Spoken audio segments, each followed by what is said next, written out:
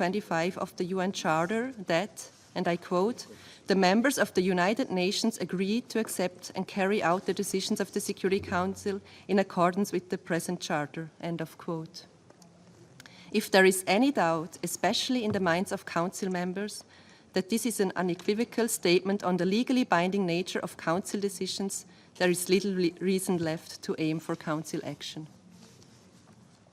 Madam President, further action by the Security Council to protect civilians and to bring about an immediate, durable and sustained humanitarian ceasefire is urgently needed. Such a ceasefire is crucial for unhindered and sustained humanitarian access as well as to enable the release of all hostages. In this regard, we call upon all parties to fully respect international humanitarian law, including by granting immediate, full and unhindered access to humanitarian organizations. And we condemn again in the strongest possible terms the heinous 7th October terrorist attacks by Hamas and call for the immediate and unconditional release of all hostages. Madam President, instability in the wider region is closer than ever to spilling over into active hostilities. Liechtenstein condemns the Israeli airstrike against the Iranian consulate in Damascus at the beginning of this month. We also condemn in the strongest possible terms the drone and missile attacks by Iran against Israel last weekend. Liechtenstein calls on all parties to exercise utmost restraint. In all circumstances, any use of force must strictly comply with international law, including Articles 2 and 51 of the UN Charter, and all parties must strictly comply with international law at all times. Diplomatic buildings must not be targeted, and civilians' infrastructure must in all situations be protected. De-escalation remains of the highest priority, and we welcome any statements and concrete actions to end this cycle of violence in the region. Madam President, Liechtenstein is committed to the rule of law at the international level and supports the role of the International Court of Justice in the settlement of disputes, including under the Genocide Convention. Liechtenstein is following the ongoing proceedings in the case brought by South Africa against Israel closely, including the consideration of provisional measures, and emphasizes the importance of compliance with any measures ordered by the court. To conclude, Madam President, Liechtenstein reaffirms the right of the Palestinian people to self-determination and its strong support for a two-state solution as the only way to bring a peaceful, stable and sustainable solution for the region. Liechtenstein is of the view that Palestine fulfills the basic criteria for statehood under international law. In this regard, we also note the renewal of Palestine's application for full UN membership. I thank you, Madam President. I thank the representative of Liechtenstein and pass the floor to the representative of the Philippines.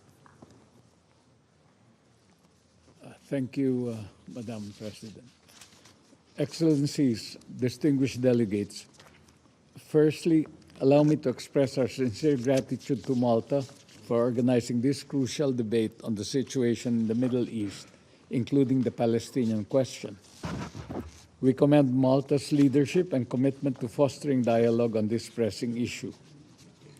The Philippines expresses its serious concern over the increasing tensions between Israel and Iran.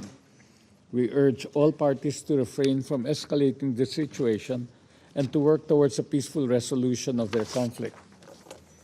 The Philippines has long advocated for all states to adhere to the principles of international law and to the peaceful settlement of disputes. In line with our commitment to peace and stability in the region, the Philippines reaffirms its support for a two-state solution.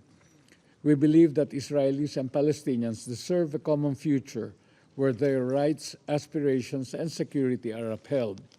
We thus urge all parties to refrain from unilateral actions that undermine the prospects for a peaceful resolution to the conflict and endanger the life and livelihood of citizens and migrants alike. The dire situation in Gaza demands immediate attention. With over 90% of the population facing food insecurity and critical shortages of electricity and water, the suffering of innocent civilians is intolerable. The scale of displacement and destruction of homes and schools is alarming, threatening the future of an entire generation. We stand in solidarity with the affected communities and emphasize the imperative of providing life-saving humanitarian assistance to alleviate their plight. We call for the protection and safety of civilian seafarers passing through the Red Sea, the Suez Canal, and the Gulf of Aden, and other contiguous areas, not only to ensure free flow of commerce, but also to safeguard innocent lives. Protecting the rights and welfare of seafarers is a key priority for the Philippine government. In this regard, we seek the support of international community to spare no efforts to have them released and returned home as soon as possible. We reiterate the belief that the interrelated conflicts in the region should be resolved through diplomacy and adherence to international law, leading to free and unimpeded commerce and freedom of navigation in the Red Sea. The Philippines welcomes and recognizes the paramount significance of UN Security Council Resolution 2728, which addresses the humanitarian crisis in Gaza. The ongoing humanitarian crisis demands swift and unified action from the international community. In this regard, we urge all parties to fully implement UNSC Resolution 2728 without delay in order to alleviate the suffering of innocent civilians caught in the crossfire. To date, the situation in Gaza remains dire. Tens of thousands have died and millions are displaced. The Philippines is one with the international community in calling for lasting, sustainable ceasefire, the safe release of all hostages, and the unhindered delivery of humanitarian aid to the people of Gaza. Furthermore, we reiterate our firm support for the United Nations Relief and Works Agency for Palestine refugees in the Near East, and urge the international community to provide sufficient and predictable funding to ensure the continuity of its vital humanitarian work and development work, including on education. Madam President, the enduring Israeli-Palestinian conflict remains a pivotal determinant for the peace and stability in the Middle East. Recent exchanges between Iran and Israel further exacerbates the tension and threaten to accelerate the spiral of violence in the region. The Philippines ardently urges all parties to elevate dialogue as a primary tool for a peaceful and lasting resolution. We strongly advocate for diplomacy to prevail in resolving differences. The Philippines stands ready to support efforts aimed at achieving a comprehensive and lasting peace in the Middle East. More than ever, the Philippines emphasizes the importance of upholding the UN Charter, international law, and relevant UN resolutions as the foundation for a just and peaceful resolution of the Palestinian question. We call on the international community to redouble its efforts to promote dialogue, de-escalate tensions, and work towards a future of peaceful coexistence of the populations of Israel and Palestine for the peace, stability, and prosperity of the Middle East. Thank you, Madam President. Philip, South Africa. Thank you, Madam President, and we'd like to thank Malta for convening this quarterly open debate on the situation in the Middle East and providing all UN member states the opportunity to address the Council on developments in the region. South Africa aligns itself with the statement to be delivered by the Republic of Uganda on behalf of the non-aligned movement. Madam President, it's been 6 months since the current war in Gaza began on 7 October last year. Almost 34,000 people have been killed, of which almost 14,000 have been children. Thousands have been displaced and are at risk of famine. Developments in the Middle East following the retaliatory action by the Islamic Republic of Iran against Israel, following Israel's attack on Iran's embassy in Damascus, are of great concern to South Africa. Clearly, there is a very real danger of a devastating region-wide escalation.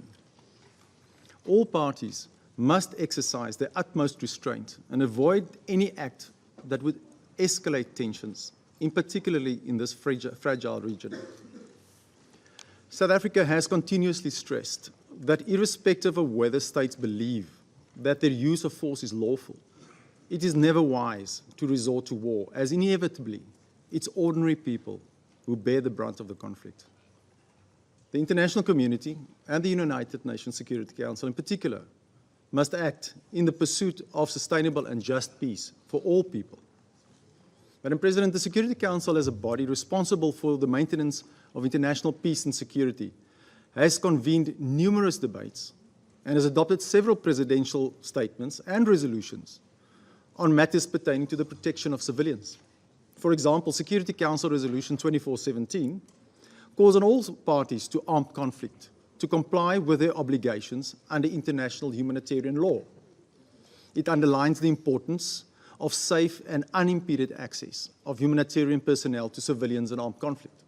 It strongly condemns the use of starvation of civilians as a method of warfare and strongly condemns the unlawful denial of humanitarian access, of depriving civilians of objects that are indispensable to their survival, including willfully impeding relief, supply, and access for responses to conflict-induced food insecurity.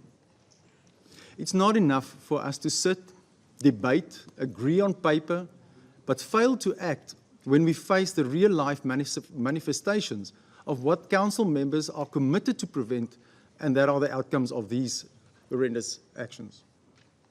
The Security Council must take concrete steps to prevent gross humanitarian suffering in pursuant to its own commitments.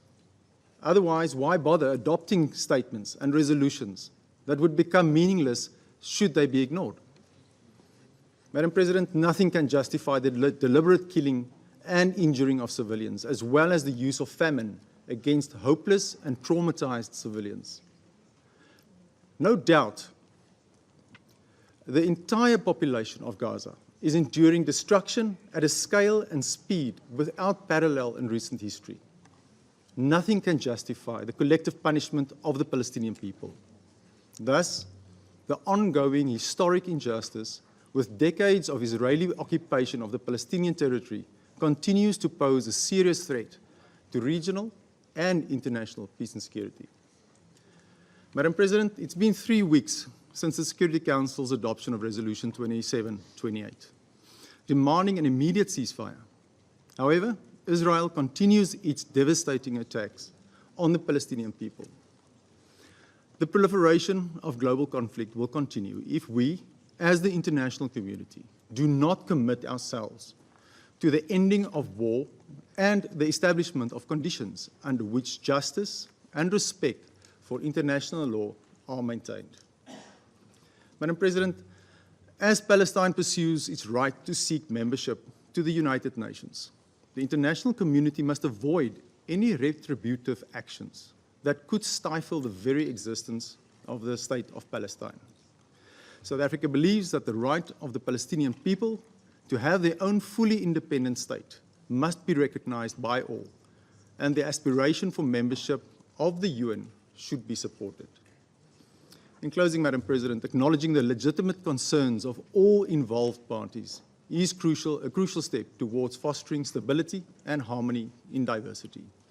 And let us remind ourselves that the central issue in the Middle East is the materialization of a two-state solution whereby Israel and Palestine can live together, side by side, in peace and security as two independent and sovereign states. Thank you, Madam President. I thank the representative of South Africa and pass the floor to the representative of Bangladesh. Madam President, we commend the Presidency of Malta for successfully steering the work of the Council in April 2024, and especially for convening this high-level open debate. We thank the Secretary General for his comprehensive briefing. My delegation aligns itself with the statements to be delivered by Uganda and Mauritania on behalf of the NAM and the YC respectively. Madam President, in last 6 months, we have been repeatedly urging the Council and in the General Assembly for an immediate ceasefire to save the innocent civilians' lives in Gaza. However, the reality continues to be absolutely frustrating and unacceptable that the death toll is rising, people are dying in front of us, and we are here every time reporting the rising numbers, which has crossed 34,000 now. Even though this Council finally could adopt Resolution 2728 3 weeks ago, calling for an immediate ceasefire during the month of Ramadan, leading to a lasting, sustainable ceasefire, nothing has changed on the ground. Aggression and killing of innocent civilians by Israel continues. We are also nowadays being educated that Security Council resolutions are not binding. Madam President, we are witnessing continued, unabated and planned killings of civilians, unprecedented killings of UN staffs, humanitarian workers, destroying of hospitals and shelters, forced starvation, and blocking of humanitarian assistance while millions of people are in dire need of emergency life-saving assistances. But unfortunately, neither killing of civilians has been stopped, nor the life-saving assistances have been reached. The prospect of a negotiated ceasefire, despite repeated hopes, still remains elusive. Apart from the ongoing unhindered carnage in Gaza, we are also witnessing increasing violence by the Israeli forces and settlers against the Palestinians in the West Bank. Now the question is what else we can do in the multilateral platform to stop this indiscriminate attack and killing of civilians, which are tantamount to genocide and crimes against humanity. Call of this council is ignored and disregarded. Not only this council, decisions of the General Assembly, the Human Rights Council, International Court of Justice, all are being blatantly disregarded by Israel and its allies. Madam President, we commend Malta as the current president of the Security Council for calling upon the prosecutor of the International Criminal Court to expeditiously complete the ongoing investigation, which we fully support and echo. Bangladesh, in line with a strong value-based position against mass atrocity crimes, has been one of the 5 member states who referred the situation in the occupied Palestinian territories to the International Criminal Court in November 2023. We are also deeply concerned that Israel is not following the directives of the International Court of Justice. Today, we call upon all member states of the UN to abide by the recent Human Rights Council resolution calling for, among others, cessation of arms transfers to the occupying power. Madam President, we do not know what is actually pulling this council back from accepting the state of Palestine as a member, as a full UN member, while overwhelming majority in the General Assembly voted for it, while almost all the members are supporting the two-state solutions. We strongly urge the Committee of the Admission of New Members to recommend admission of the State of Palestine as a member state of the United Nations. We call upon all members of this council to unanimously support the resolution approving Palestine's full membership in the UN. Please note that we have overwhelming support in the General Assembly in favor of the full membership of the State of Palestine. Madam President, in a different note, Bangladesh strongly condemns the attack of 1st April 2024 on the consulate building of the Iranian embassy in Damascus, Syria. Bangladesh stresses that the principle of inviolability of diplomatic and consular premises and personnel must be respected in all cases. We are also deeply concerned over the current developments and serious escalation between Iran and Israel, which threatens peace and stability in the Middle East. We call upon all parties to work for avoiding any further escalation of conflict. We believe that the root cause of all past and present instability in the Middle East is the prolonged Israeli occupation of the Palestinian and Arab territories, its repeated aggression and atrocities in the occupied Palestinian territories, and its apartheid-like treatment of the Palestinian people. Regrettably, they are doing all this with total disregard of the international community in the form of numerous UN resolutions calling for the end of the occupation and the establishment of a Palestinian state, as envisaged in the two-state solution. Without solving this core issue, we cannot expect peace in the region. We also believe that supporting the two-state solution but opposing the full UN membership of the State of Palestine is surprisingly contradictory. Madam President, we once again urge this Council to take immediate measures to stop the Israeli atrocity in Gaza by taking all possible measures to implement Resolution 2728 and also to bring an end of decades of long Israeli occupation and aggression against Palestine. In this regard, we would like to reiterate that only solution of this crisis, the only way to establish peace in Palestine and the whole region is to establish to establish an independent, viable, and sovereign Palestinian state with East Jerusalem as its capital under the two-state solution based on the pre-1967 borders, and granting the admission of the State of Palestine as member of the United Nations. I thank you, Madam President. I thank the representative of Bangladesh and pass the floor to the United Arab Emirates. سيدة الرئيسة Ian Borg. Madam President, I thank His Excellency Ian Borg for presiding over this meeting, and we congratulate Malta for assuming the presidency of the Council for this month. I also thank the Secretary General Antonio Guterres for his participation and important brief. The UAE aligns itself with the statement delivered by the Kingdom of Saudi Arabia on behalf of the Arab group. Madam President, the UAE calls on all Security Council members to vote in favor of the draft resolution that recommends granting Palestine full membership in the United Nations. When the General Assembly adopted Resolution 6719 in 2012, expressing its hope that the Security Council would respond to Palestine's request for full membership, it was clear that the majority of member states supported the request. That's because Palestine has fulfilled all requirements. So what is the Council waiting for in order to support this request? The State of Palestine has proven to be an active member of the international community. Its statehood is already recognized by 140 countries. Palestine has continually demonstrated its commitment to the United Nations Charter and its support for peace. It has also joined many international conventions and treaties. The State of Palestine also plays an active role in regional and international organizations, particularly within the United Nations, as illustrated through its successful chairmanship of the Group of 77 and China in 2019. I repeat, what more is this Council waiting for in order to support Palestine's request for full membership? Madam President, our discussion regarding Palestine's full membership is an integral part of the historical commitments of the United Nations, and especially this Council, towards the Palestinian people.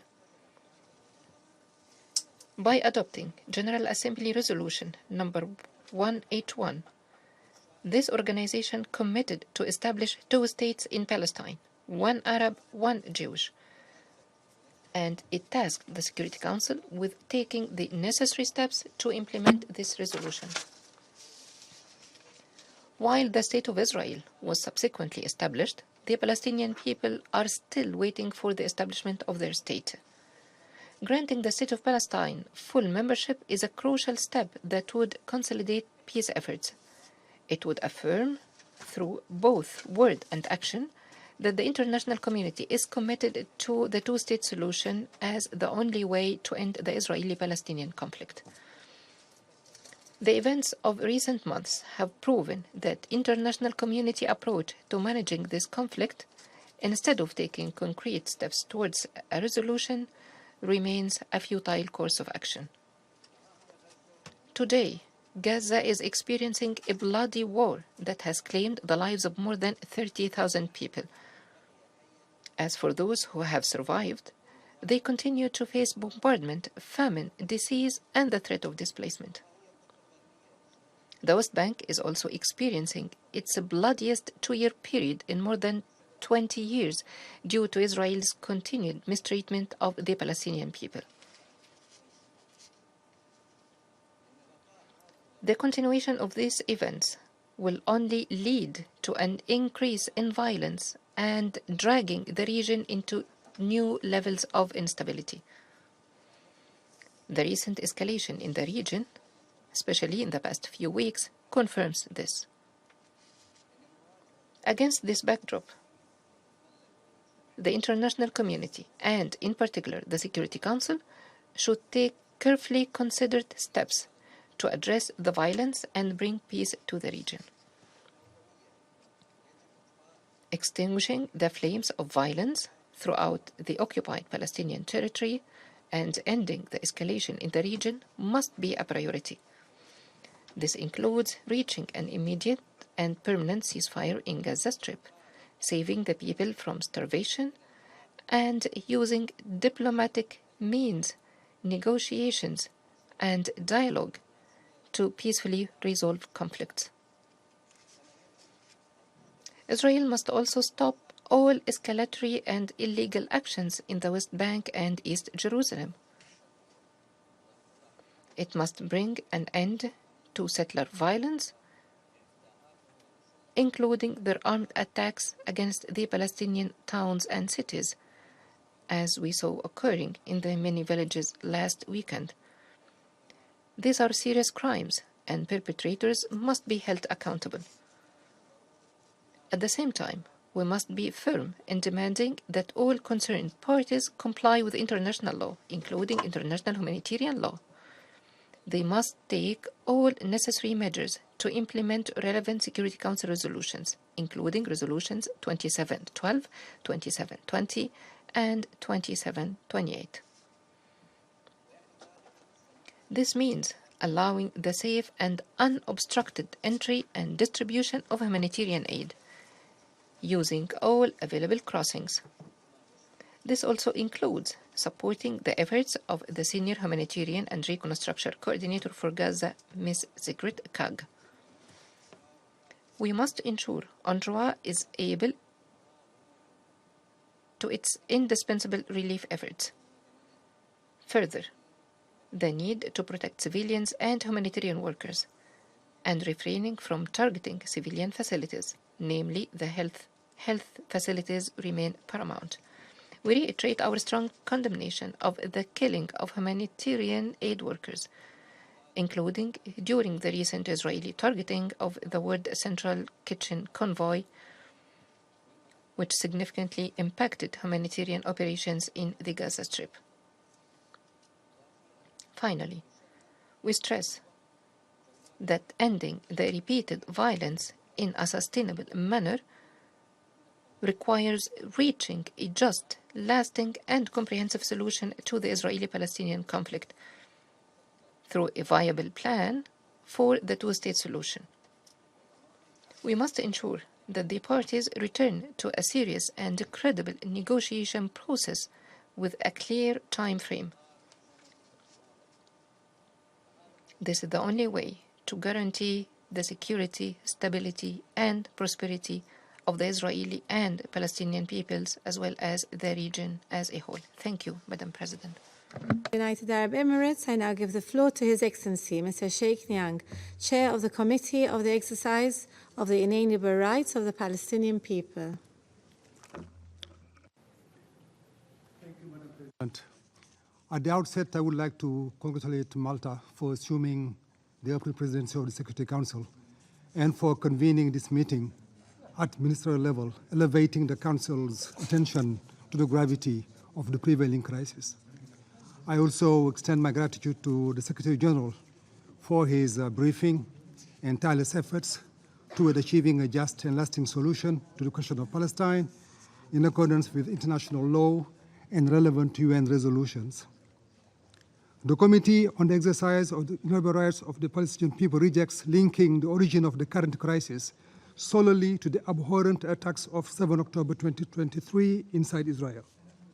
The historical context, spanning over 76 years on the UN agenda, helps to understand the illegal Israeli occupation of the Palestinian territory, including East Jerusalem, decades of documented human rights violation, grave breaches of international humanitarian law, and 17 years of blockade of the Gaza Strip. Addressing such issues is essential for a just and lasting solution to the question of Palestine, including the current catastrophic crisis in Gaza. Our committee welcomed the Security Council's belated adoption of Resolution 2728/2024, demanding an immediate ceasefire during the month of Ramadan, leading to a lasting, sustainable ceasefire. However, the committee deeply regrets that the resolution was not implemented. Ramadan is over, and thousands of Palestinian civilians continue to be killed and maimed. This must stop.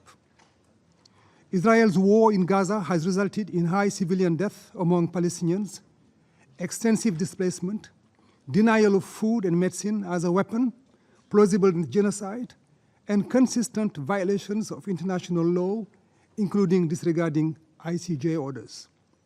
Blatant disrespect for international law undermines the UN and its authority, eroding the multilateral system and the Council's standing. In 6 months of this horrific war, the occupying powers' military operations have killed over 33,000 Palestinians and injured over 76,000, mostly women and children. Deliberate obstruction of humanitarian aid has plunged 1.1 million civilians into starvation, disease, and death. Gaza is today a victim of an openly admitted human-made famine. At the same time, Israel's occupying forces and armed settlers continue to inflict violence and dispossession of the Palestinian population in the West Bank, including East Jerusalem. Since the start of 2024, according to the Israeli organization Peace Now, Israel's confiscation of Palestinian land and settlement expansion has grown massively compared to previous years. Israel's illegal settlement activities and its illegal occupation must stop. The committee commends the UN, member states, and NGOs for aid efforts in Gaza, while condemning Israel's deliberate attacks on humanitarian workers and infrastructure. We know that the disparity in attention devoted to these incidents, including the killing of 178 UNRWA and other staff, and the equally horrendous World Central Kitchen staff tragedy. We continue to demand unrestricted humanitarian access in Gaza.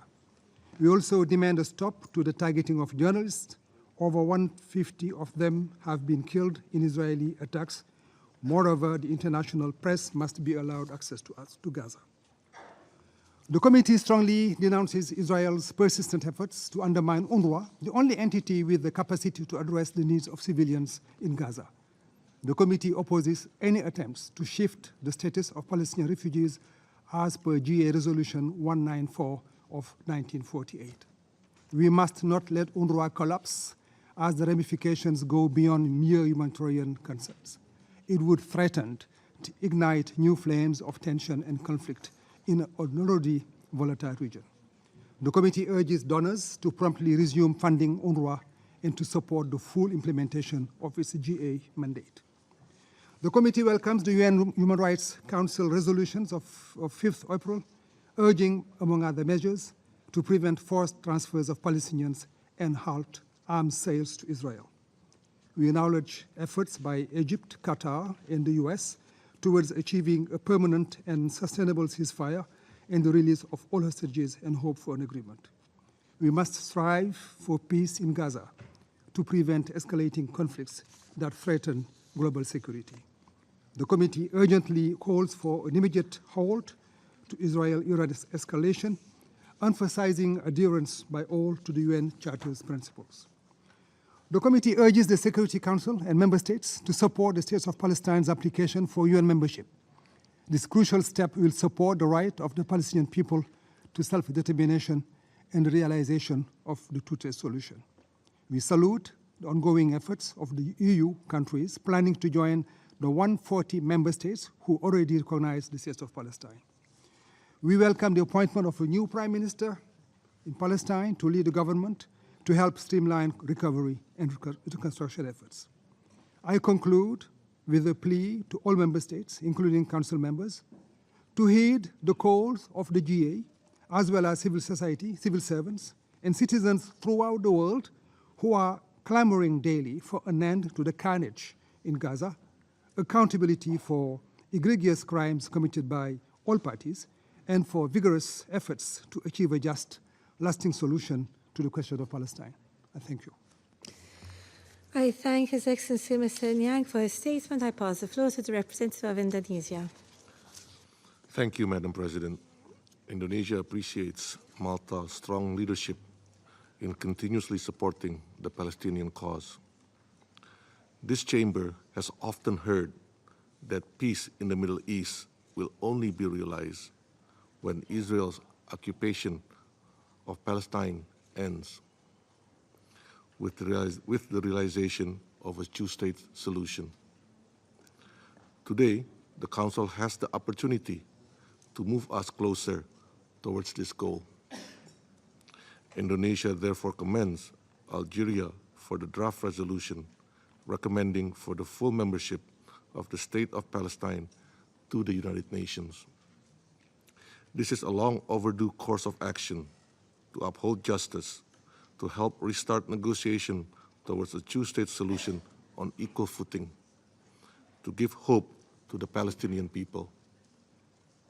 How can we achieve lasting peace if Palestine is continuously denied its right to equal standing in peace negotiations?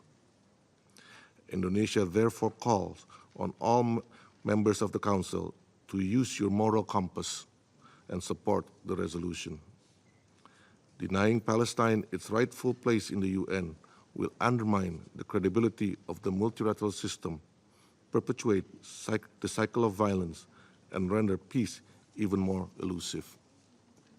Madam President, Israeli-Palestinian conflict has endured for far too long.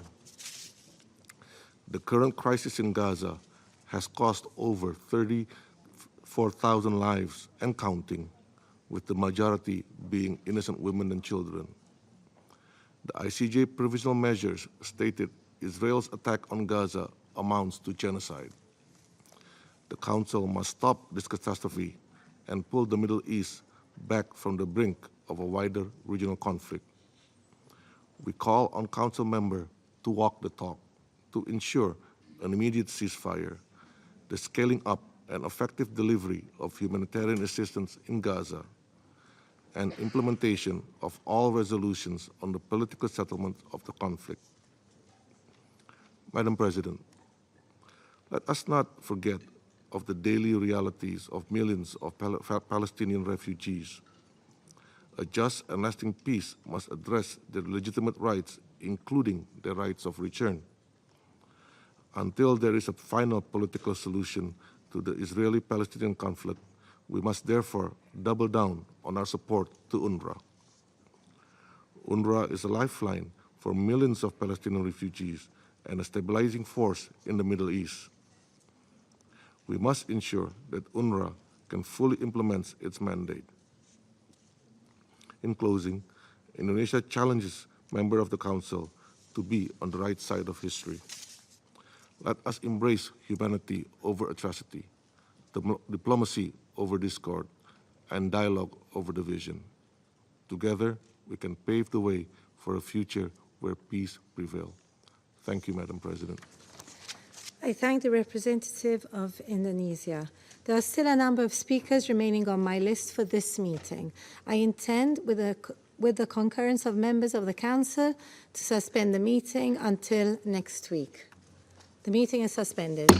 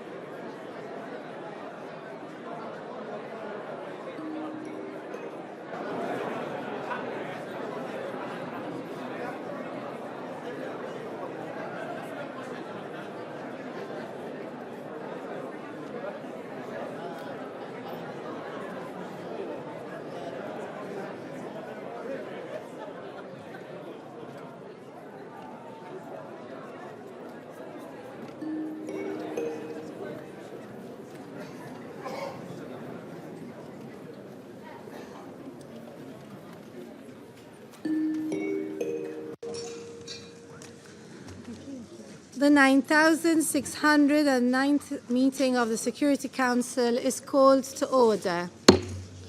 The provisional agenda for this meeting is the admission of new members. The agenda is adopted. In accordance with Rule 37 of the Council's Provisional Rules of Procedure, I invite the representatives of Israel to participate in this meeting. It is so decided. I propose that the Council invite the permanent observer of the Observer State of Palestine to the United Nations to participate in this meeting in accordance with the Provisional Rules of Procedure and the previous practice in this regard. It is so decided. The Security Council will now begin its consideration of Item 2 on its agenda. In a letter dated 2nd April 2024, addressed to the Secretary-General, the permanent observer of the Observer State of Palestine referred to the application of the State of Palestine for membership in the United Nations contained in document S/2011/592, dated 23rd September 2011. The requested that renewed consideration be given to that application by the Security Council. The letter has been issued as document S/2024/286. The report of the Committee on the Admissions of New Members concerning the application of the State of Palestine for admission to membership in the United Nations has been issued as document S/2024/313. Members of the Council have before them document S/2024/312, the text of a draft resolution submitted by Algeria. The Council is ready to proceed to the vote on the draft resolution before it. I now give the floor to those members of the Council who wish to make statements before the vote. I give the floor to the representative of Algeria. Thank you, Madam President.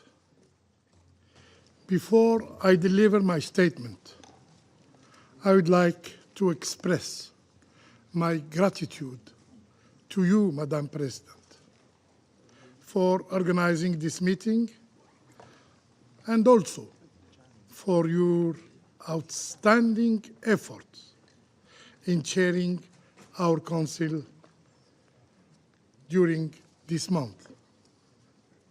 We truly value your hard work and personal commitment.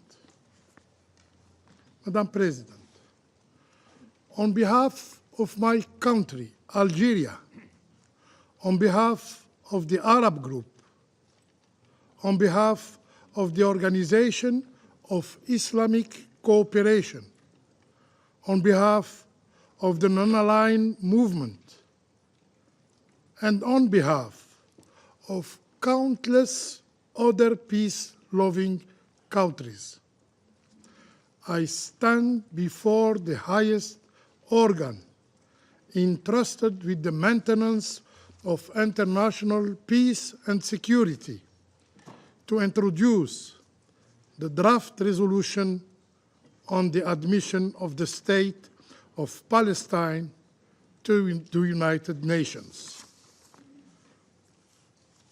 On November 15, 1988, my country, Algeria, was home of the declaration of the independence of the State of Palestine. Today, the call of history resounds once again,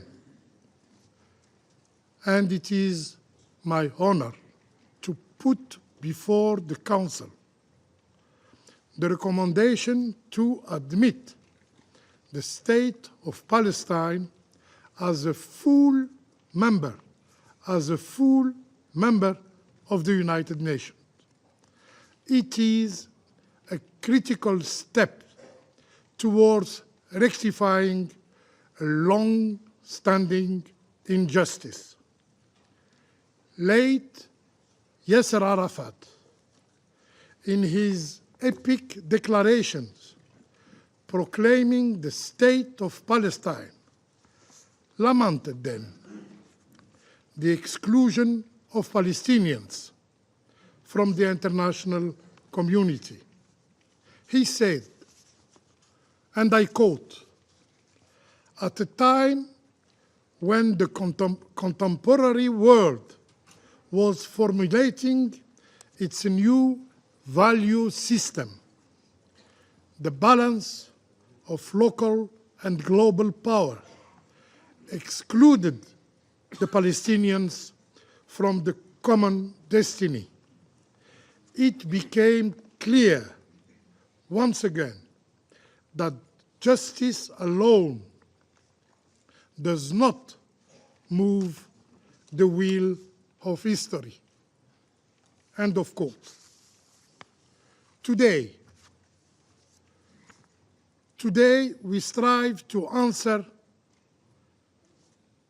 Yasser Arafat's call by urging our colleague in the Security Council to vote in favor of admitting Palestine.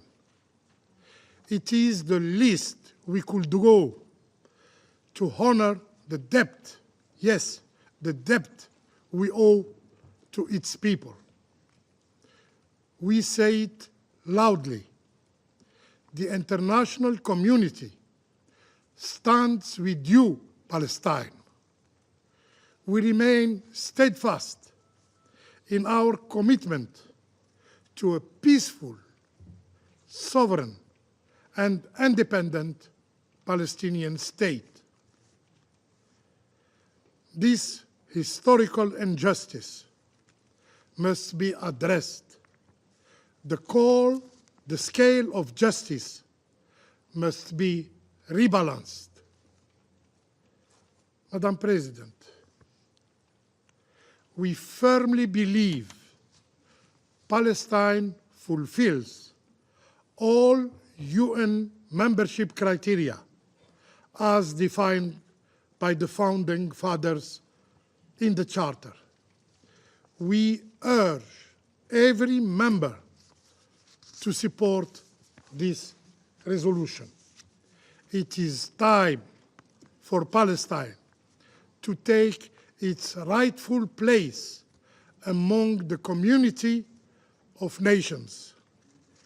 Seeking a UN membership is a fundamental expression of Palestinian self-determination. The admission strengthens, not undermines, the two-state solution, a solution constantly under threat from those who seek to erase Palestinian identity, Palestinian aspirations.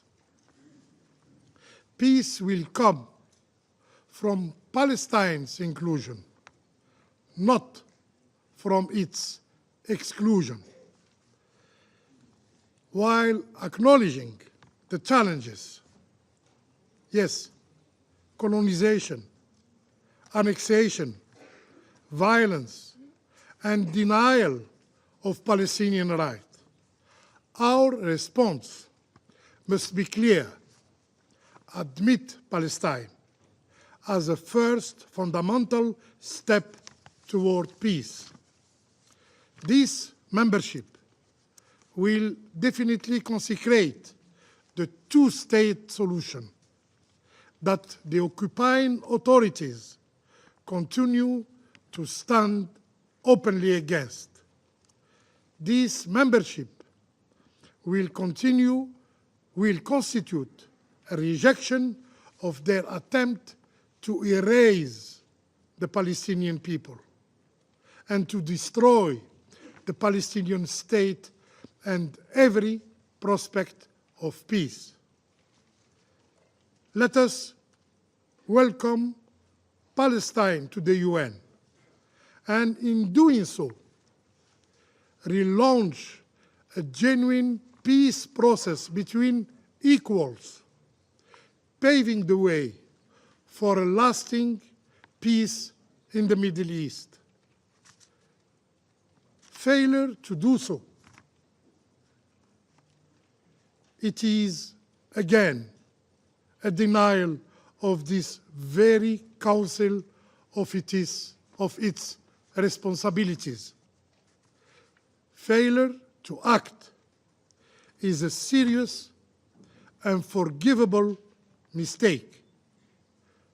Failure to wake up today is a license for continuing injustice and impunity. Failure to do so is everlasting shame. The call for Palestinian freedom must be heeded. The call for free Palestine, resonating across the globe, must be a reality enjoyed by the Palestinian people. Madam President, I conclude with what the President of the Republic, Mr. Abdelmajid Tebboune, has stated before the General Assembly last year, and I quote, "The time has come for Palestine to become a full member of the United Nations, even though its territory remains occupied. We will not abandon this cause, and we will not rest until the objective is achieved." I thank you, Madam President. I thank the representative of Algeria for their statement. I shall now put the draft resolution to the vote. Will those in favor of the draft resolution contained in document S/2024/312 please raise their hand?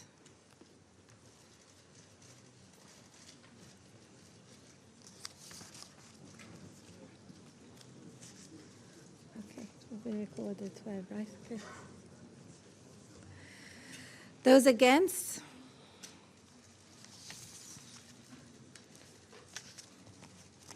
Thank you. Abstentions?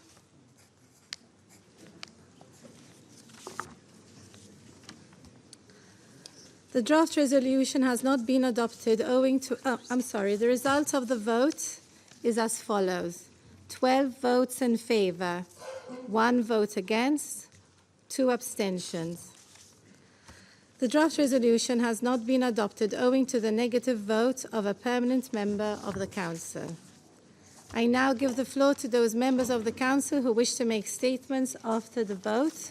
I pass the floor to the representative of the Russian Federation. Madam President, Madam President,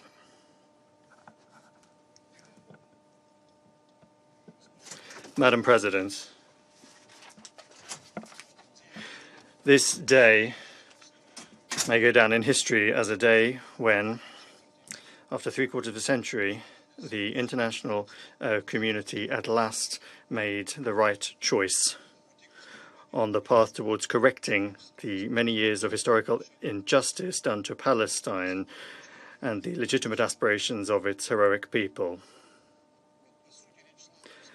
Because it was a simple question: are the Palestinians worthy of being part of the global family, fully participating in all of the decisions of international life? And a question that we have constantly answered with consent. And when Israel was welcomed into the UN, and when dozens of states also released from the colonial yoke were welcomed into the UN. However, our American colleagues believe differently. Having for the 5th time since the beginning of the exacerbation in Gaza their veto, they have once again demonstrated what they really think of the Palestinians. For Washington, they do not deserve to have their own state.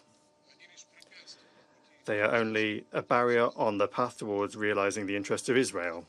For that reason, the United States is ready to the last to turn a blind eye to the crimes of Israel against the civilians in Gaza, not noting the illegal settlement building activity in West Jerusalem on the West Bank.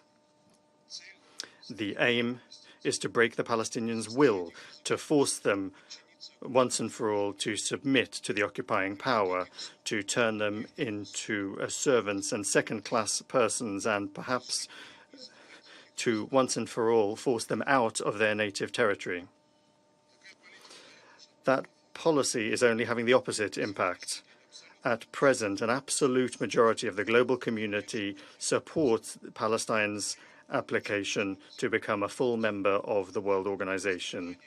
The suffering of Palestinian civilians is resounding in the hearts and minds of millions of people around the world. In countries that supply weapons to West Jerusalem, there are louder and louder voices calling for those supplies to be banned. Today's use of the veto by the US delegation is a hopeless attempt to stop the inevitable course of history. The results of the vote, where Washington was practically in complete isolation, speak for themselves. With the most playing into the hands of the most irrational actions by their ally and reluctant to find just solutions on the basis of the existing international legal basis, is a direct path to the further sliding into the mire of war which could encompass the entire region. If the United States and Israel benefit from this, then it will only be in the short term. At the same time, Washington will once and for all remove itself from the list of peace-loving and respected states, having fully shared responsibility with its Israeli allies for the deaths of tens of thousands of Palestinian civilians. And that is not worthy of a great power, and history will not forgive you for that. We call on the United States to listen to the voice of reason, to think about the consequences of their decisions, and to immediately join in the efforts of the other members of the Security Council to establish an immediate ceasefire in Gaza. Thank you. I thank the representative of the Russian Federation and pass the floor to the United States. Thank you, Madam President. The United States has worked vigorously and with determination to support Palestinian statehood in the context of a comprehensive peace agreement that would permanently resolve the Israeli-Palestinian conflict. Since the attacks of October 7, President Biden has been clear that sustainable peace in the region can only be achieved through a two-state solution, with Israel's security guaranteed. There is no other path that guarantees Israel's security and future as a democratic Jewish state. There is no other path that guarantees Palestinians can live in peace and with dignity in a state of their own. And there is no other path that leads to regional integration between Israel and all its Arab neighbors, including Saudi Arabia.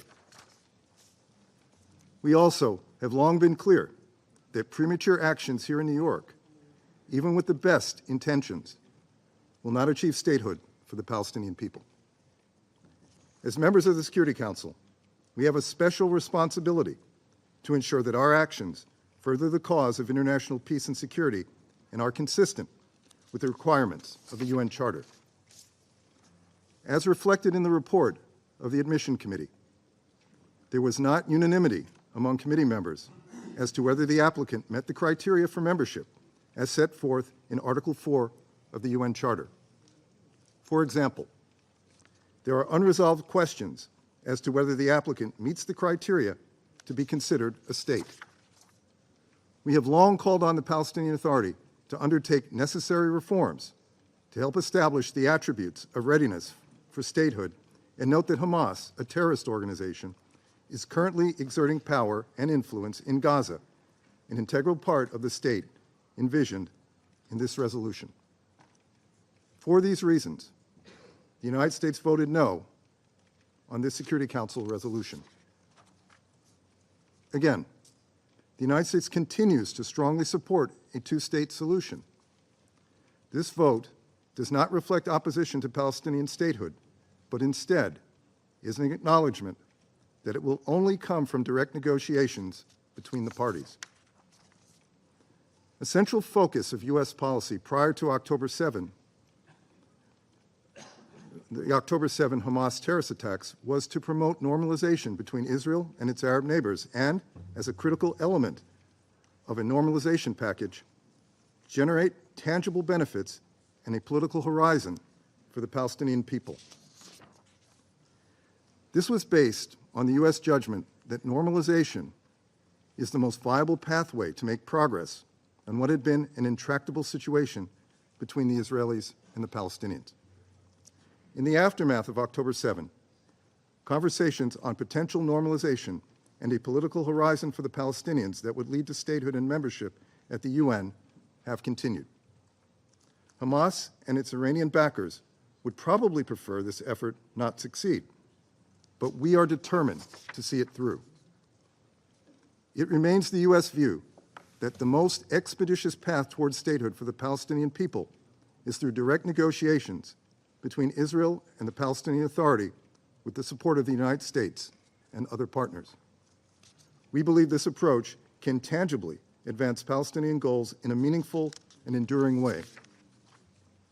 We also believe, in light of Iran's unprecedented and outrageous actions over the last week, that Israel's neighbors would stand to benefit greatly from normalization.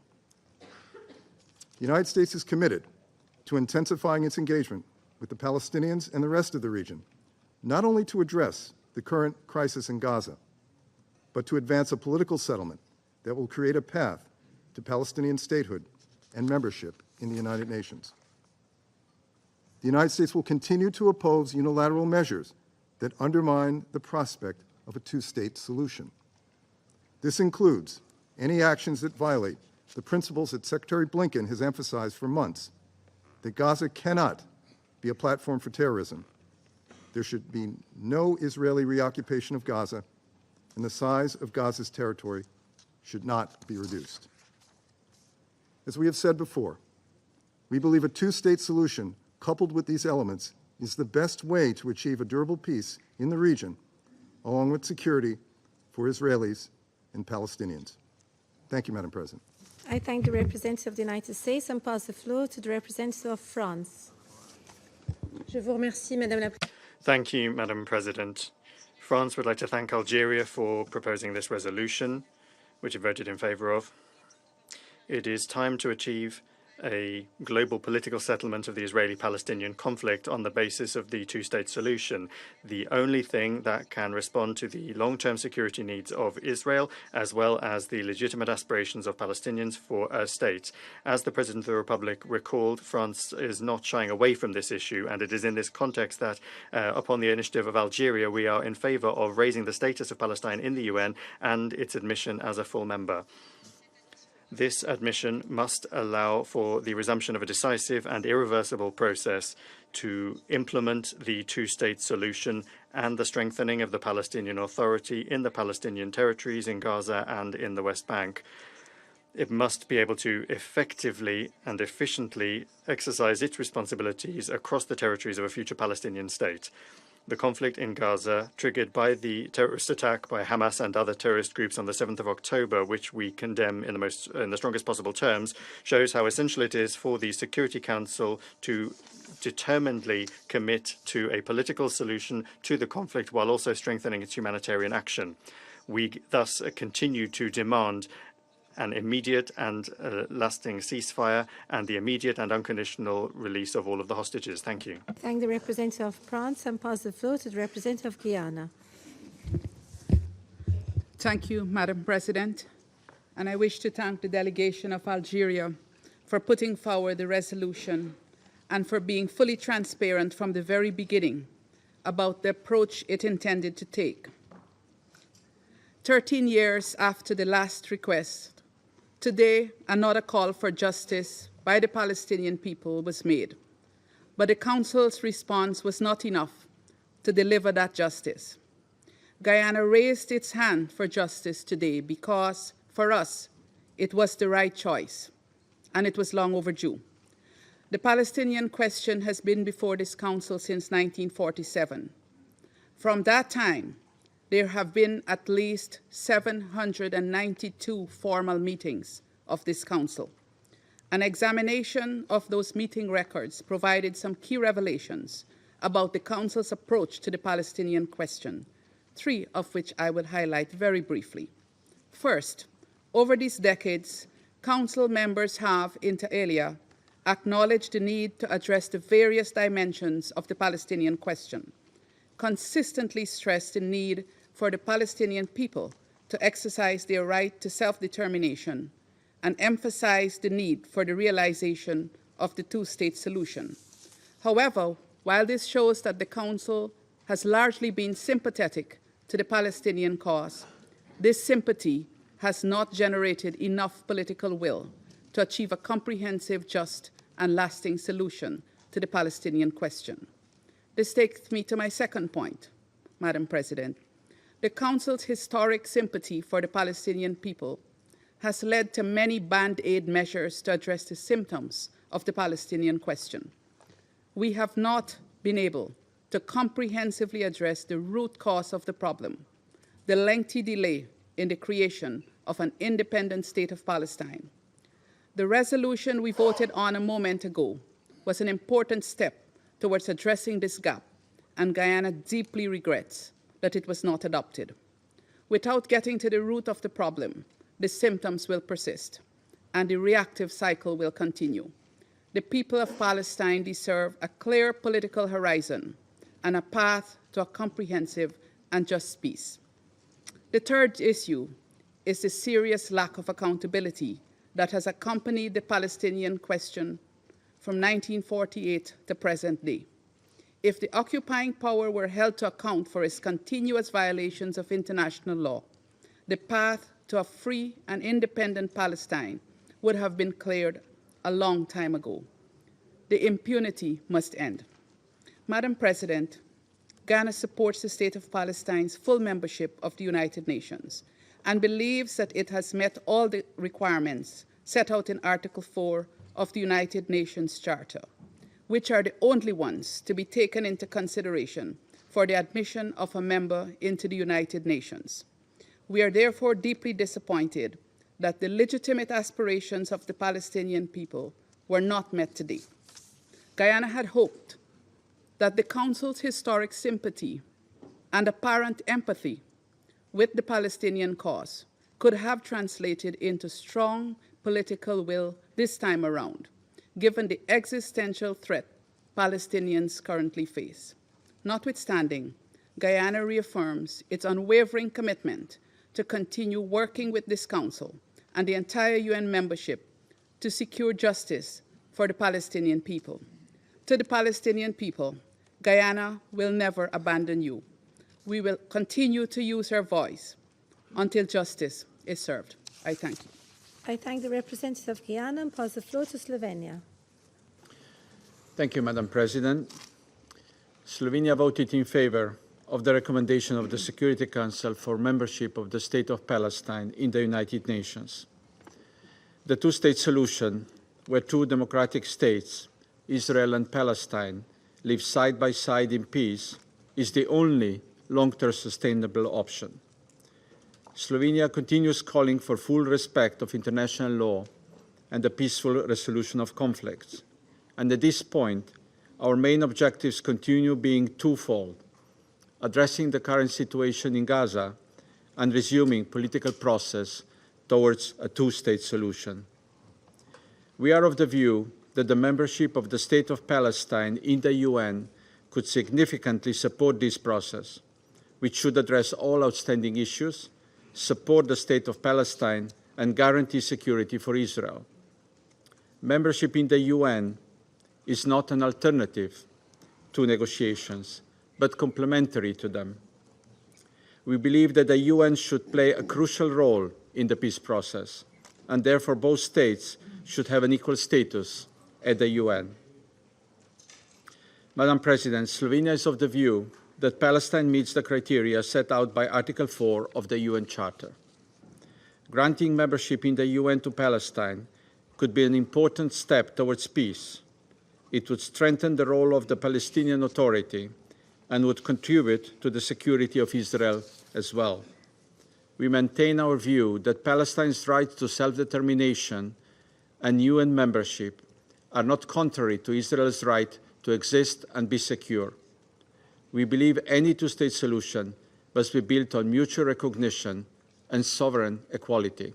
Thank you. I thank the representative of Slovenia and pass the floor to the Republic of Korea. Thank you, Madam President. It was 1949 when the Republic of Korea first applied for membership to the United Nations. However, it was not until 1991, 42 long years after its original application, that the Republic of Korea given the UN membership. Thus, we can clearly attest to the meaning of aspirations of people to be admitted to these paramount international organizations. Madam President, the Republic of Korea believes that the only viable and sustainable way to resolve the Palestinian questions and establish lasting peace is through the realization of the two-state solution. Yet, for several decades, negotiations between parties have been stalled. The Republic of Korea voted in favor of the draft resolutions on the admission of Palestine into the UN in consideration of our view that renewed and strengthened efforts are needed to revitalize the path toward two-state solutions. Regardless of today's results on the draft resolution, we hope that the parties will soon resume negotiations based on dialogue and compromise for a peaceful resolution of the Palestine question. And to this end, the catastrophic humanitarian situation in Gaza must end soon. We once again call for an immediate ceasefire in Gaza, the immediate and unconditional release of hostages held by Hamas and other groups, and expanded humanitarian aid throughout Gaza. All regional actors should exercise full restraint to avert further dangerous escalation in the region. Under this backdrop, even though today's draft resolution on the admission of Palestine was not adopted, it is clear that all members of the Security Council share the imperative of the two-state solutions as the most viable long-term resolutions to the Palestine questions and the best way to lessen long-standing regional tensions more broadly. It is to be noted that our vote today does not constitute bilateral recognition of Palestine as a state. In the future, we will consider this matter at a time that is most conducive to the resolution of the conflict. We also hope that the negotiations between parties can resume in the near future. I thank you, Madam President. I thank the representative of the Republic of Korea and pass the floor to the United Kingdom. Thank you, President. The United Kingdom reiterates its commitment to making progress towards a two-state solution in which a safe and secure Israel lives alongside a sovereign, viable Palestinian state. We agree that the people of the West Bank and Gaza must be given the political perspective of a credible route to a Palestinian state and a new future. And it needs to be irreversible. This is not entirely in our gift, but our recognition of a Palestinian state should be part of it. We believe that such recognition of Palestinian statehood should not come at the start of a new process, but it doesn't have to be at the very end of the process. We must start with fixing the immediate crisis in Gaza. Gaza is occupied Palestinian territory and must be part of a future Palestinian state. However, Hamas is still in control of parts of Gaza, and Israeli hostages remain in captivity. This shows that we're still at the start of the process. Ensuring Hamas is no longer in charge of Gaza and removing Hamas' capacity to launch attacks against Israel are essential and unavoidable steps on the road to lasting peace, as is working together to support the new Palestinian government as it takes much-needed steps on reform and resumes governance in Gaza as well as the West Bank. We abstained on this resolution today because we must keep our focus on securing an immediate pause in order to get aid in and hostages out.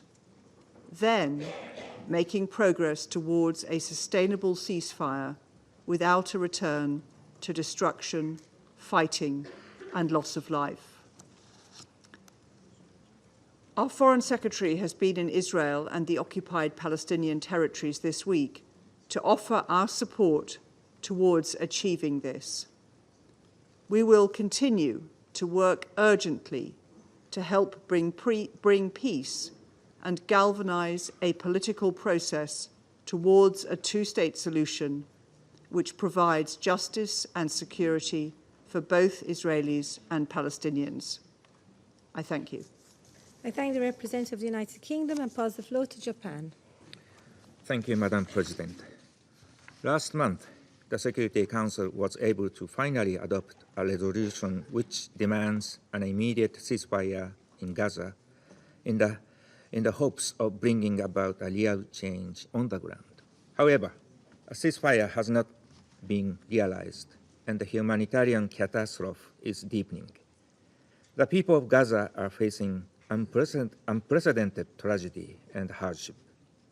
Much of Gaza's population lives in despair with little food and water, deprived of human dignity. In the meantime, serious diplomatic efforts are being made to bring about a cessation of hostilities and release of the hostages. We reiterate our strong support for the crucial role of the United States, Egypt, and Qatar to this end, and appreciate their tireless efforts. Once a sustainable ceasefire is in place, a reconstruction mechanism for Gaza with the support of the international community and the establishment of effective governance by a reformed Palestinian Authority will be essential.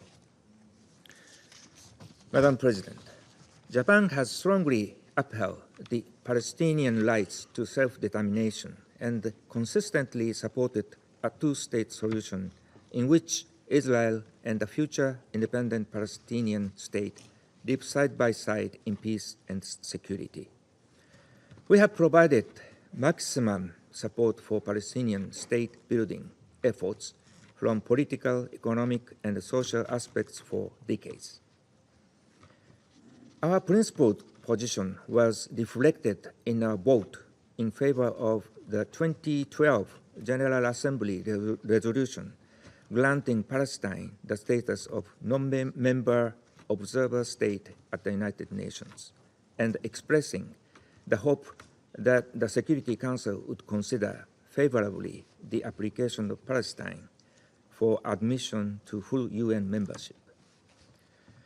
Madam President, this is the first time since 2011 that the Security Council has deliberated on Palestinian membership in the United Nations. The intervening years have been marked by little progress in direct negotiations between the parties, whereas most recently we have witnessed escalating regional conflict that has caused untold suffering. At this critical moment, Japan voted in favor of today's draft resolution as a comprehensive decision, recognizing that Palestine meets the criteria for admission to the United Nations membership, while also taking into account the perspective of promoting the establishment of a Palestinian state through peaceful negotiations between the parties concerned. I thank you very much. I thank the representative of Japan and pass the floor to the representative of Switzerland. Thank you, Madam President. Switzerland abstained on this draft resolution. Without opposing it, we believe that at the present time, it is not appropriate for the particular situation, given the ongoing conflict. We think it would be preferable to determine Palestinians' membership at the United Nations at a future stage once there has been peace. This just will not change the position of Switzerland, our strong position on a two-state solution. We believe that only a negotiated two-state solution for Israel and Palestine living side by side in security will lead to lasting peace between Israel and Palestine. Madam President, we have just referred to a detail, the catastrophic situation in the Middle East. What we must urgently do is ensure the immediate implementation of this Council's resolutions and a ceasefire. We must do this without further ado if we want to give people the possibility of a peaceful future which will enable everyone to live in dignity, to restore political and negotiated solutions to this conflict. Switzerland is prepared to support any effort which will lead to hope for peace through a democratic two-state solution, two states living side by side within safe and recognized borders based on the 1967 borders, including with Gaza as an integral part of a Palestinian state. Thank you. I thank the representative of Switzerland and pass the floor to the representative of China. Thank you, President. President, today is a sad day. Because of the veto by the United States, the application by Palestine for full membership at the UN has been rejected. The decade-long dream of the Palestinian people ruthlessly dashed. China finds the decision by the US most disappointing. An independent state of Palestine has been a long-cherished intergenerational dream of the Palestinian people. Its full membership at the UN is a crucial step in that historical direction and process. As early as 2011, Palestine submitted an application. Because of some countries' opposition, the Council's action at that time was put on hold. 13 years are long enough. And yet, we still hear some complaints asserting that there isn't enough time and there is no need to rush into actions. These claims are disingenuous. The admission of Palestine as a full member of the UN is more urgent now than ever before.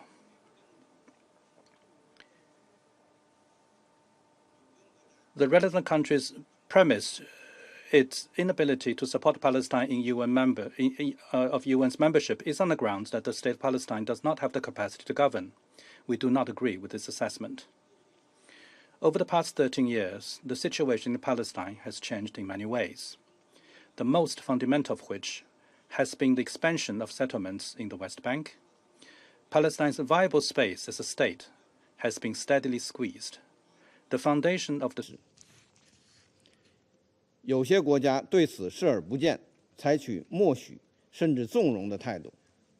现在又反过来质疑巴勒斯坦不具备执政能力，这完全是混淆是非的强盗逻辑。更令人不可接受的是，有关国家还在质疑巴勒斯坦是否符合联合国宪章规定的会员国资格，暗示巴勒斯坦是否爱好和平还是个问题。这样的指控未免太过分。对于饱受被占领之苦的巴勒斯坦人民来说，不至于在伤口上撒盐，是极大的侮辱。如果出于政治算计，不支持巴勒斯坦成为联合国正式会员国，不妨大方地说出来，而不必找借口对巴勒斯坦人民进行二次伤害。主席，独立建国是巴勒斯坦人民不可剥夺的民族权利，不容置疑，不容交易。有关国家将巴以直接谈判作为前提，声称巴勒斯坦加入联合国只能是谈判得到的结果，这是本末倒置。在以色列方面越来越明确拒绝两国方案的情况下，由联合国接纳巴勒斯坦国成为正式会员国，可以让巴勒斯坦享有同以色列平等的地位，将有助于为恢复巴以谈判创造条件。所有真心支持两国方案的国家都不应该反对巴勒斯坦正式加入联合国。主席，历史车轮滚滚向前，时代大势不容抗拒。我们相信，总有一天，巴勒斯坦国将在联合国享有同其他所有会员国同等的权利。巴勒斯坦和以色列作为两个国家，可以比邻而居，和平共处。As neighbors, with the two peoples, Palestinians and Israelis, living in tranquility and happiness. China will continue to make unremitting efforts and play a constructive role for the early realization of that day. And thank you, President. I thank the representative of China and pass the floor to Ecuador. Gracias. Thank you, Madam President. Historically, Ecuador has supported the Palestinian people in their legitimate right to be free from foreign intervention, and we have supported processes which would lead to their self-determination and full independence in accordance with the founding principles of international law and the UN Charter. On the 24th of December 2010, Ecuador recognized Palestine as a free and independent state with the 1967 borders. Subsequent to that, in 2012, Ecuador co-sponsored and voted in favor of the resolution in which the General Assembly considered the condition of observer state for Palestine, and since 2014, Ecuador has maintained an embassy in Ramallah and Palestine has an embassy in Quito.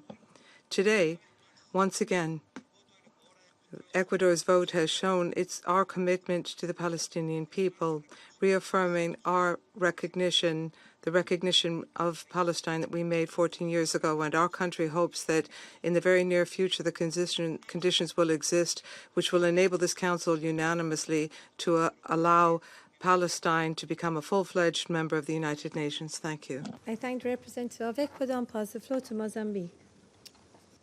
Madam President, Mozambique commends the Presidency of Malta for convening this meeting to take action on this historic draft resolution on the admission of the State of Palestine to the United Nations. We extend our deep appreciation to Algeria and to the entire Arab group for their leadership in tabling this text before the Council. Madam President, on August 12, 1988, the Republic of Mozambique formally recognized the State of Palestine as an independent and sovereign state. We did so because of our deep belief that peoples are born with the inherent right to self-determination, independence, and sovereignty. This right is deeply anchored in the Charter of the United Nations, in the principles and norms of international law, and in the natural law itself. It is a right that does not depend on a plebiscite or referendum, or for that matter, on a judgment of other alien peoples or governments. It is therefore on that basis that we, Mozambique, as many other nations in the world, were born and entered the concert of nations. We were admitted in the United Nations family in September 1975 after 10 years protracted liberation struggle. We wish to remind that as of today, April 18, 2024, 140 United Nations member states have extended their recognition to the state of Palestine. This quasi-universal recognition is a testament that Palestine fulfills the requirements of statehood that include population, territory, government, and the capacity to engage into relations with the other states. We consider that conditions are ripe for Palestine to be a full member of the United Nations. Under Article 4 of the Charter, and on the basis of our record since 1988, Palestine is clearly a peace-loving nation. Throughout the years, it has demonstrated its acceptance of the obligations contained in the Charter, and it has shown the ability and willingness to carry out those obligations contained in the Charter, as we said. We wish to state that Mozambique entertains diplomatic relations with the state of Israel. This is the foundation on which we embrace the vision of a two-state solution, of two independent and sovereign states, Israel and Palestine, both as full members of the United Nations, coexisting as good neighbors, living side by side in peace and security, as prescribed by the Charter of the United Nations and by the relevant resolutions of the Security Council and the General Assembly. This is in particular fully in line with the United Nations Security Council Resolution 242, unanimously adopted by this Council on November 22nd, 1967. These are, Madam President, the reasons why Mozambique has voted in favor of this draft resolution. I thank you. I thank the representative of Mozambique and pass the floor to Sierra Leone.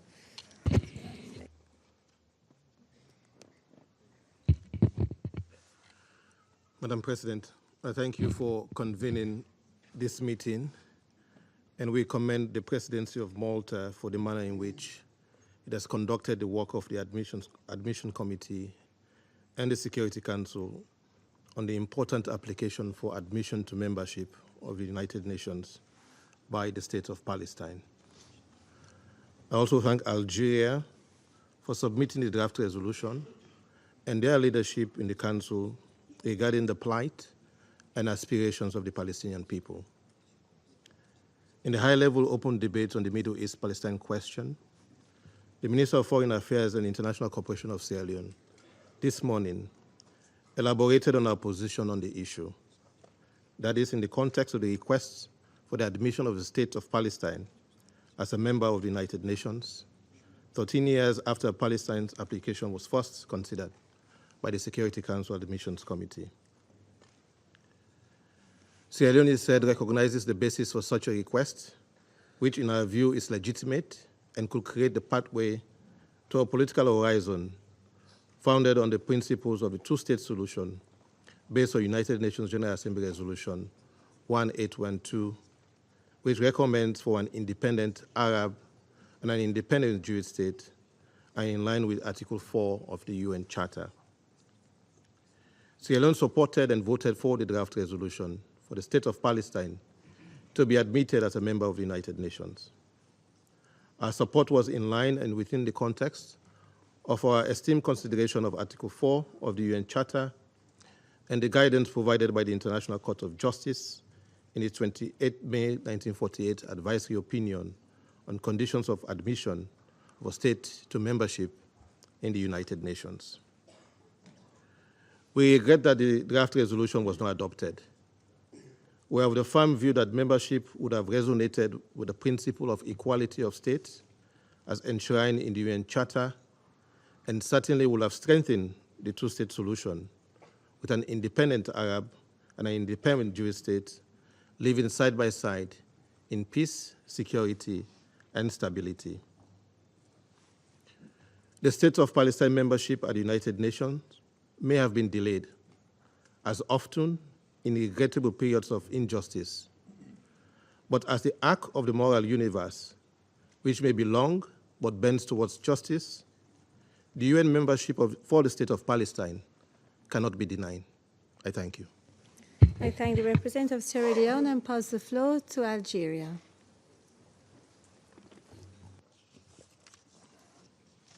Madam President,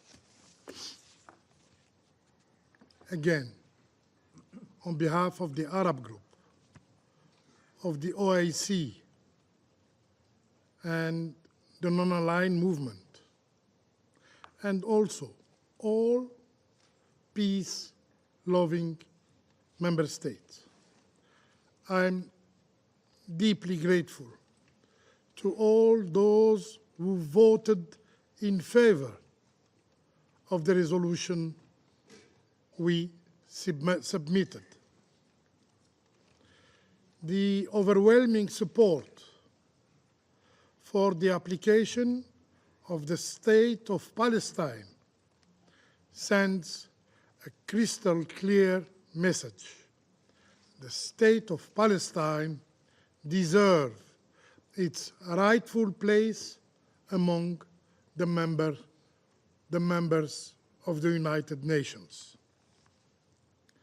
To those who were unable to support the admission of the State of Palestine today, we really hope, they will have to do so next time when the Security Council will reconsider the question of admission of Palestine again. Yes, we will return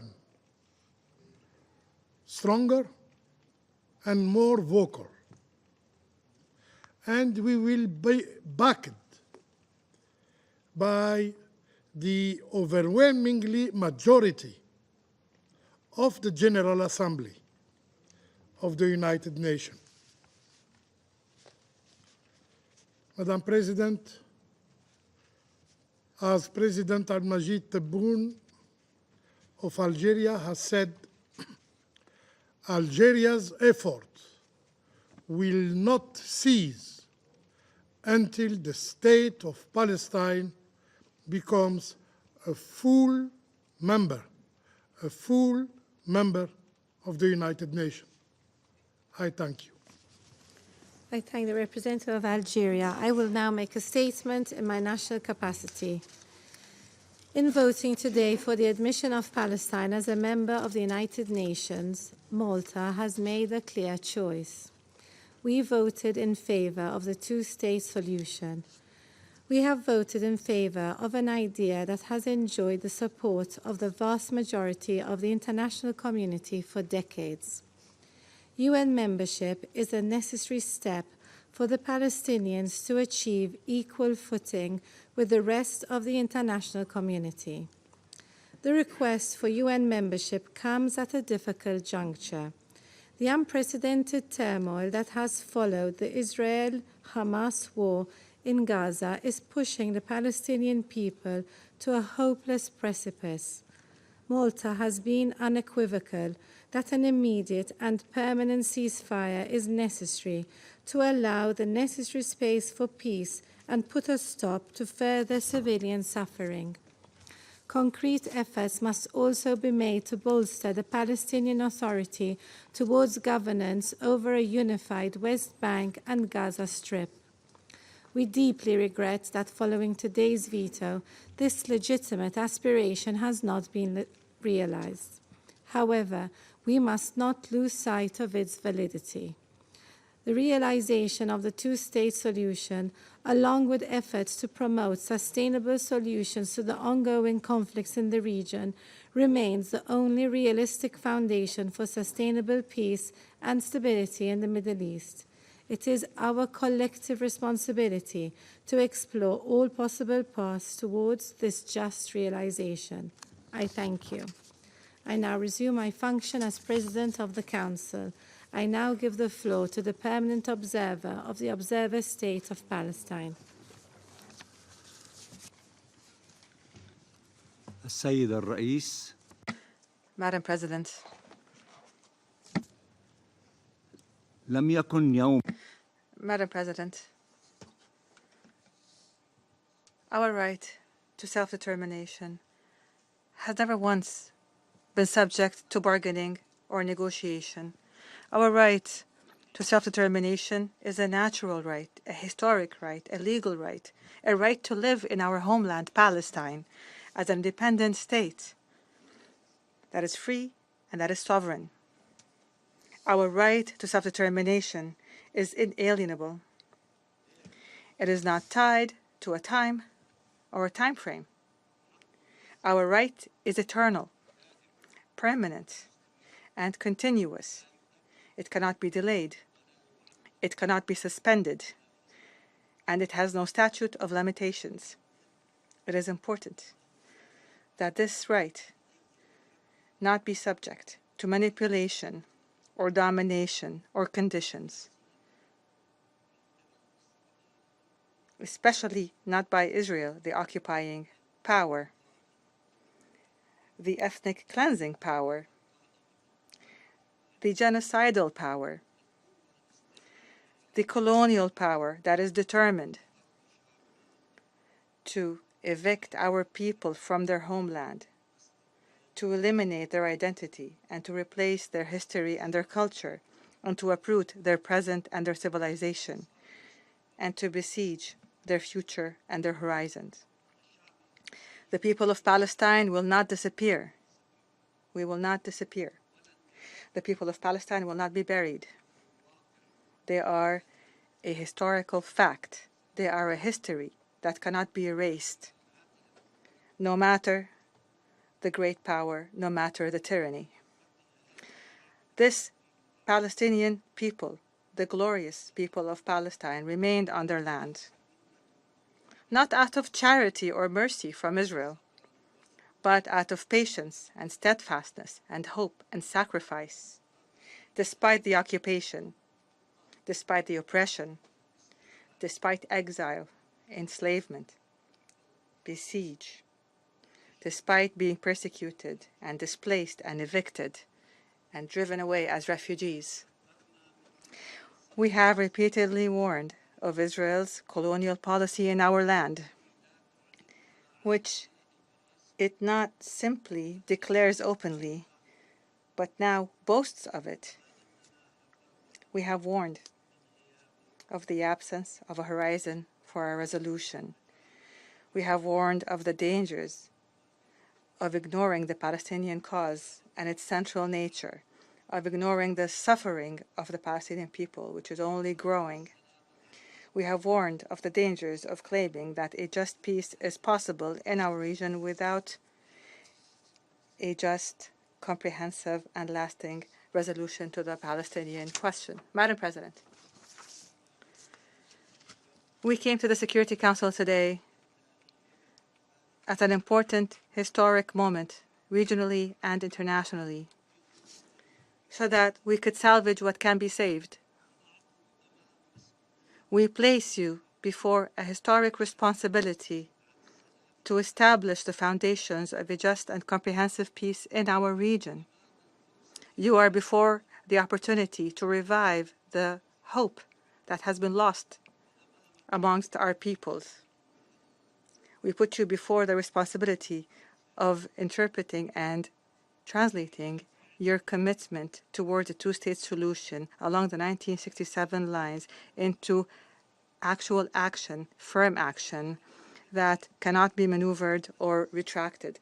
The majority of the Security Council members have risen to the level of this historic moment, and they have stood on the side of justice and freedom and hope, in line with the ethical and humanitarian and legal principles that must govern our world, and in line with simple logic.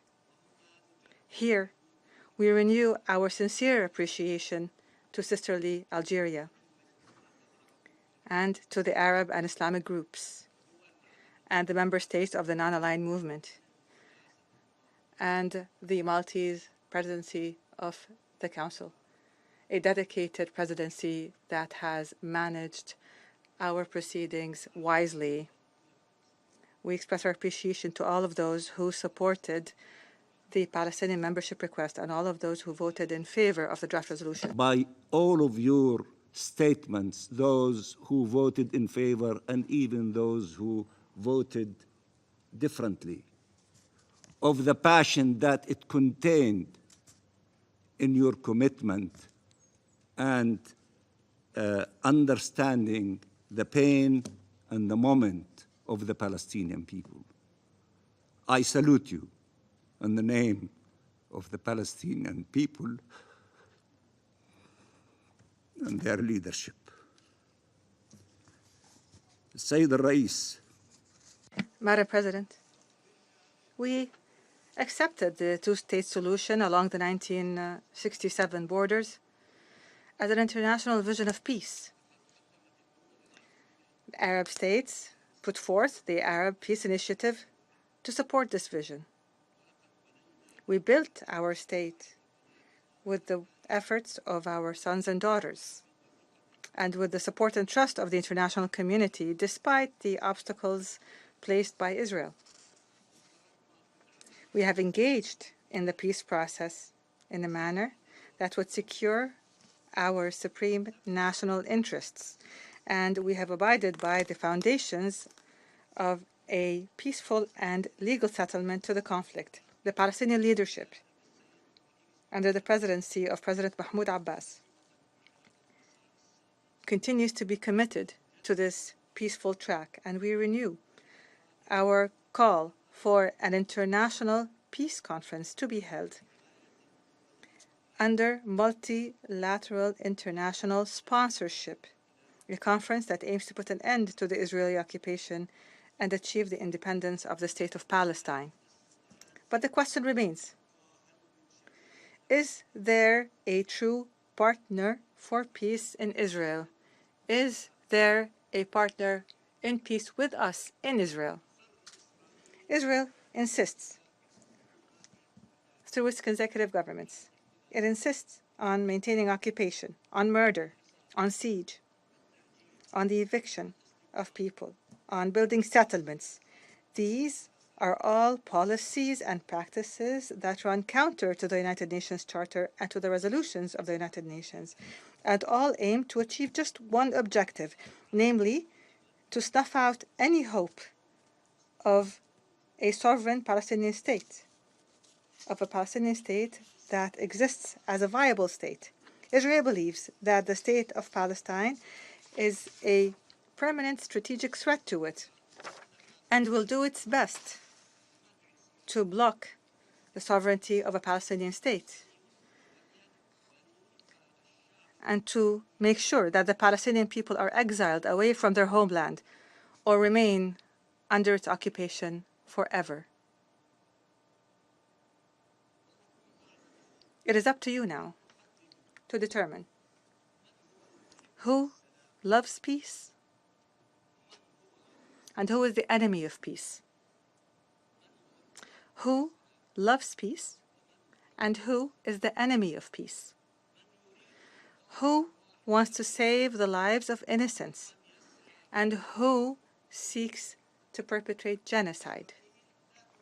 Israel does not want a two-state solution. Israel does not want a state of Palestine.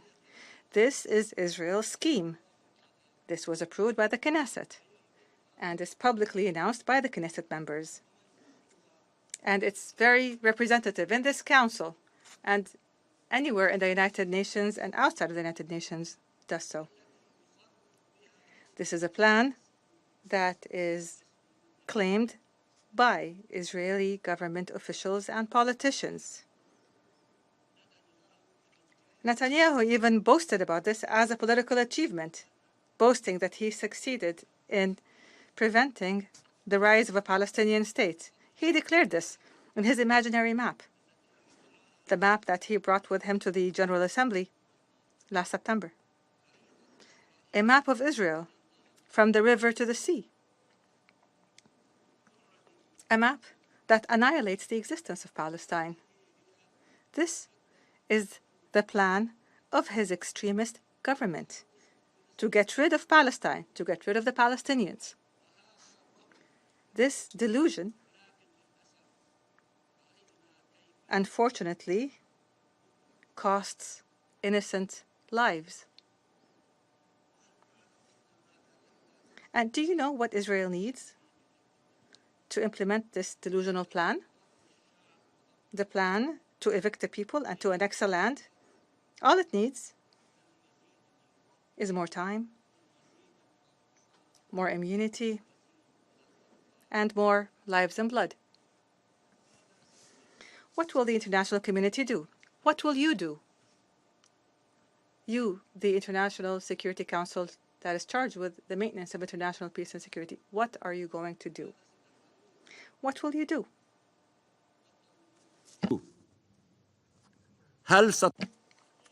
Will you give Israel the time it needs to annex Palestinian land?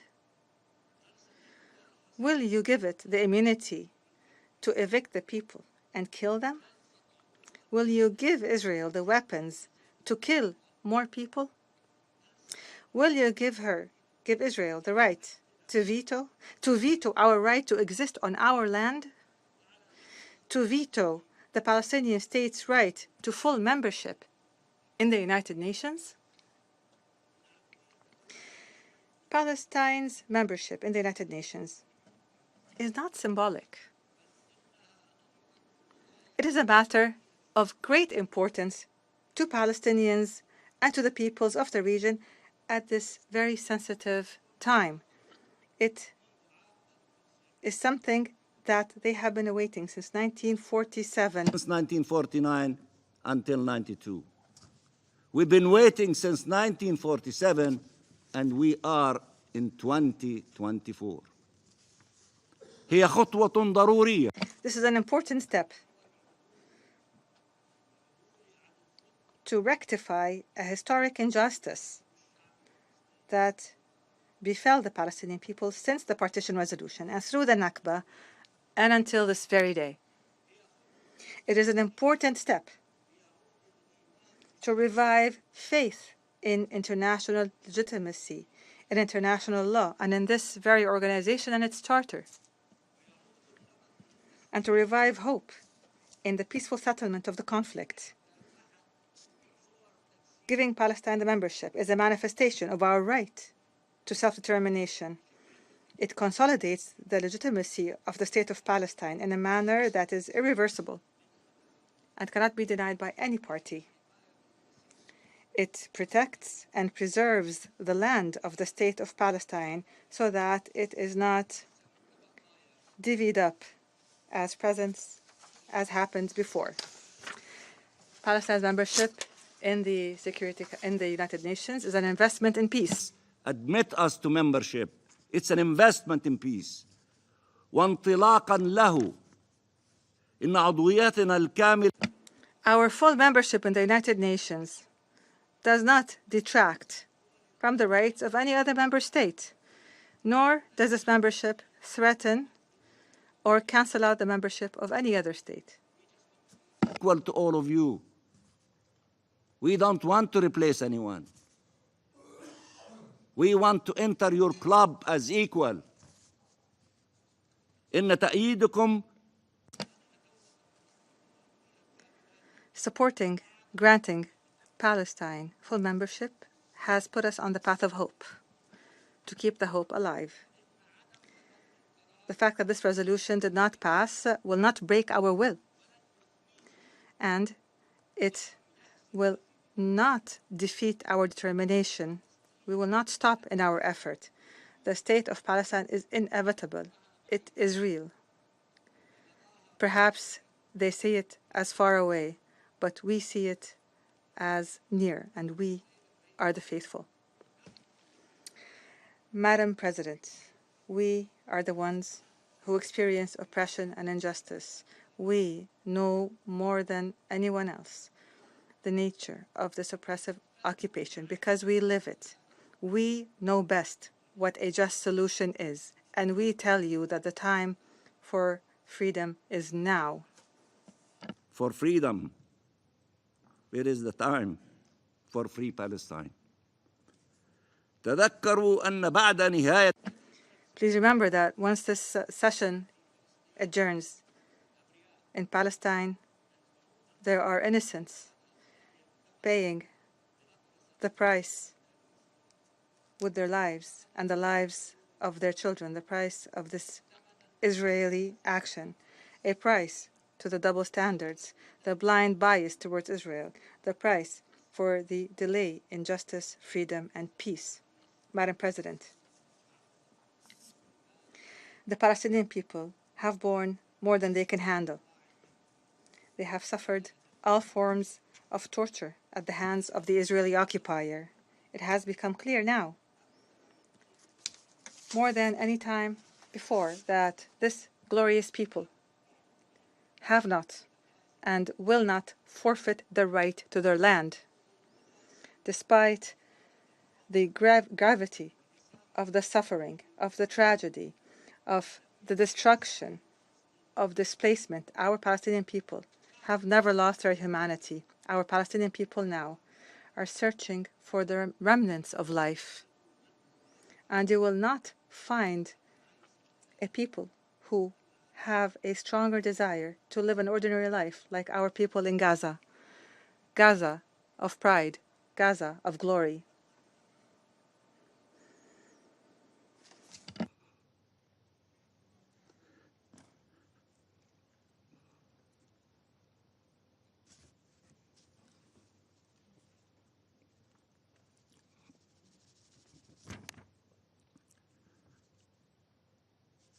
بل أن شعبنا الفلسطيني كافة.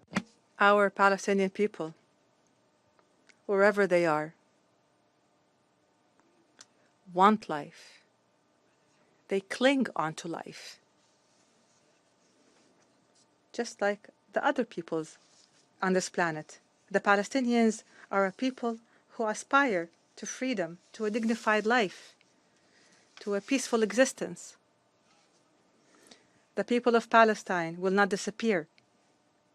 The people of Palestine will not be buried. the Palestinian people have never been unnecessary. You either do us justice or you do it justice. We love life, to live in freedom and dignity in our national homeland. We will not disappear. Either you deal with us with fairness and give us our rights, or give us our rights. Thank you very much. I thank the permanent observer of the Observer State of Palestine for his statement. I now give the floor to the representative of Israel. Thank you, Madam President. Madam President, I wish to begin by thanking the United States, and particularly President Biden, for standing up for truth and morality in the face of hypocrisy and politics. Colleagues, I sat here mere hours ago describing why this resolution is destructive. I explained how the Palestinian Authority does not meet even the basic criteria, that they have no authority over their territory, and that the Palestinian Authority is a terror-supporting entity. How can you say seriously that the Palestinians are peace-loving? How? The Palestinians are paying terrorists, paying them to slaughter us. None of their leaders condemns terrorism, nor the October 7th massacre. They call Hamas their brothers. The Palestinian representative called Hamas his brothers after the massacre. And they don't even recognize Israel's right to exist as a Jewish state. You won't find even one Palestinian leader who would tell you that he recognizes Israel's right to exist as a Jewish state. Peace-loving indeed. Hamas wasn't mentioned here today, and it's not a coincidence, because the Palestinian representative here does not represent Hamas. He does not represent at least half of the Palestinian people. Yet, regardless of the Palestinians' failure to meet the necessary criteria for UN membership, most of you, sadly, decided to reward Palestinian terror with Palestinian state. It's very sad, because your vote will only embolden Palestinian rejectionism even more and make peace almost impossible. Please remember this the next time the Palestinians reject another peace plan or refuse to even come to the negotiating table. Colleagues, I have represented Israel at the UN for over 3 years. I have taken part in dozens of meetings in this council, and since the October 7th massacre, I have been here on a near weekly basis, sometimes daily basis. I repeat the same arguments in every debate. I plead, I convince, at least try to convince. I bring testimonies, present photos, and show video footage. But nevertheless, you refuse to even condemn. You refuse to listen. You refuse to act. You even refuse to check the facts. So today, I won't try to fix what is already broken. Speaking to this council is like speaking to a brick wall. I pray that the day will come and you will understand the magnitude of the mistake that you are making here. I pray that you will understand before it's too late. Thank you. There are no more names inscribed in the list of speakers. The meeting is adjourned.